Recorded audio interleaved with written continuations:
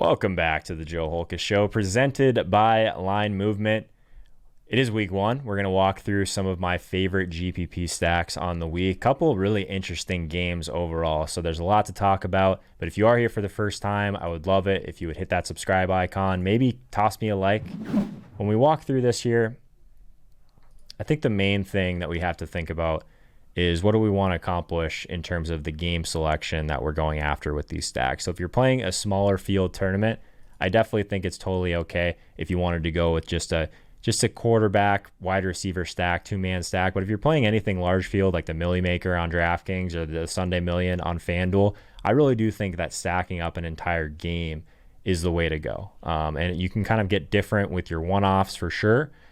So I think that we'll talk about, if you didn't check out the matchups video that we had with Lord Reeves earlier, definitely make sure you check that out on the channel. The game that he talked about is one that could be a little bit sneaky and go undervalued, is this Detroit and Chicago game. Like, I don't think that the NFC North is going to be a division that we're targeting very often, but this does seem to be a pretty good spot. So if we were to go after someone like Matthew Stafford at 6,200, a little bit more expensive than I'd like to see for a guy that doesn't really run a ton, but the weapons are fantastic. Again, one of the other segments that we had was with Matt Harmon. He's going to bring us through some of the top wide receiver sleepers and also some cheaper guys that we can go after on the wide receiver side of things for DFS.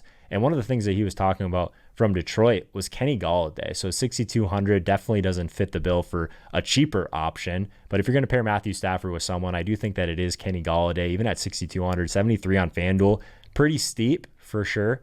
But I do think it's an awesome spot for him overall. Marvin Jones at 5,500, if you want to add that to your stack, I think that that is totally okay. And we talked about Allen Robinson a little bit. So this is probably a little bit more of an expensive stack than we'd want typically. But I do think that it's a super interesting game. 1 o'clock on Sunday. Anthony Miller is the one that I think if you didn't have the money for A-Rob at 6,500, maybe Anthony Miller at 5K would be able to get you there for a cheaper price tag. He's even cheaper than Marvin Jones. So I think that if I was to go with the Stafford stack, it would be Stafford to Kenny Gallaudet and Marvin Jones. Bring it back with Anthony Miller for a little bit more savings. If you're not a big Marvin Jones guy overall, definitely think that TJ Hawkinson is super underrated this year. So if we just look at him, he's just 4,200, right? So we're going to see these tight ends really develop in that. Sometimes it's their third year, but more often than not, they can take a bigger step in their second year. So TJ Hawkinson is someone that, if we're just looking at his yards per route run, something that I think is super valuable overall at the wide receiver position. It's not that strong, but at tight end, I do think that the volume is something we just have to pay attention to. So if we're looking clearly at some guys that are going to have a role, he's right there with some of those guys that are a little bit cheaper that might be carrying a little bit more volatility for sure. So I think that Hawkinson at 4,200 give you some savings there. Matthew Stafford is just someone that I'm super bullish on overall this year. Average intended air yards is a stat that I use a ton. It's a next-gen stat. 10.7 average intended air yards in 2019. I just think he's one of those guys that we're just going to look at him and think he's a little bit too cheap. So that's the core stack. I'm not quite sure at this point of the week if that's going to end up being super popular. If it is, one of the ones that I do really like overall is Josh Allen and the Buffalo Bills. So Josh Allen, I'm being called a Josh Allen truther a lot more than I would like to these days. But I do think this spot against the Jets is one that I'm not really willing to ignore. 6,500, again, if we're going to get someone that's going to give us a little bit of rushing out upside, Josh Allen at 6,500, I think the price tag is phenomenal. And he's got some pretty clear options to pair with him, in my opinion. So we talked a little bit about John Brown and about Stephon Diggs with Matt Harmon, two of his favorite wide receivers with reception perception over the past couple of years. So I think that both of those guys squarely in play for this stack. Of course, if you just wanted to go with both of those guys, if you wanted to go a little bit cheaper, I could see maybe adding Cole Beasley to that stack. Maybe it's a 3-man stack and you just hope that Josh Allen doesn't run one in. I'm not really interested in any of the running backs, in particular, someone like Devin Singletary or Zach Moss. I kind of want to see what shakes out with that. But if you did want to maybe not add Cole Beasley to your stack, what about on the other side of this game, someone like Chris Herndon at 3,300? I'm always trying to find these cheaper tight ends so that I can pay up for some of the more elite running backs that I know are going to get volume. So Chris Herndon at 3,300 seems like the pretty clear option on the other side of this game if you did want to run it back overall. I'm not really excited about the Jets in particular overall, right? But so I think that if there was one option, you always want to try and bring it back from a correlation standpoint with someone. Chris Herndon's my guy. So we're going to bring this over to the chat now, guys. Those are the two stacks I'm on, Detroit and Buffalo.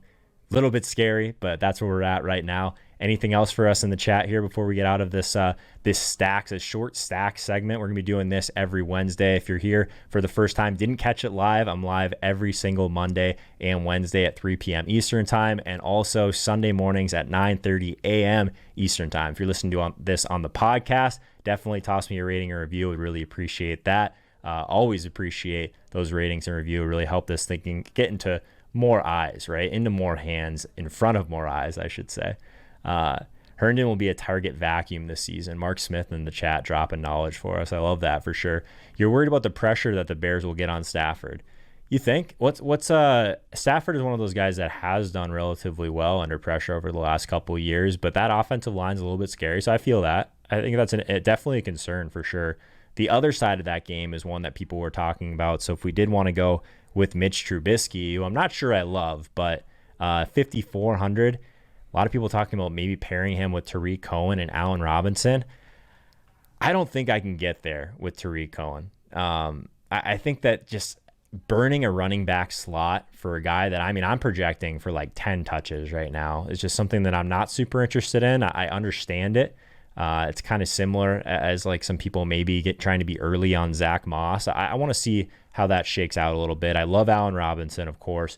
If I'm playing Trubisky, it might just be with Allen Robinson. If you did want to kind of, I don't know, guys, just stacking up Mitchell Trubisky, what could go wrong? Anthony Miller adding to that stack, I think makes some sense for sure. So I think instead of going the Tariq Cohen route, I'd probably just stick with his top two wide receivers. That's me, though. What's your podcast name? This is the Joe Holka Show on YouTube, on Twitch, on Twitter, on podcasts, all major podcast networks. I'm not sure if we'll be live in time on the podcast this week, but we're hoping we are. Apple doesn't move quickly on these sort of things, guys.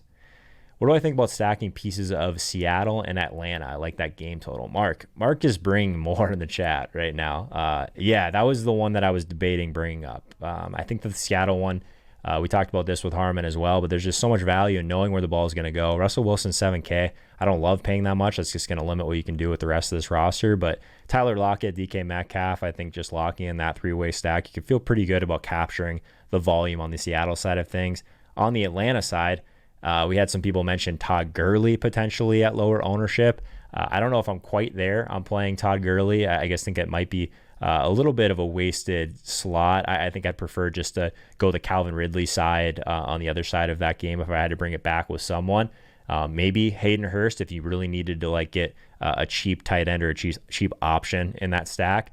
I could see that working out for sure. But love the Russell Wilson, Metcalf, Lockett stacks this week. I think it's really sharp.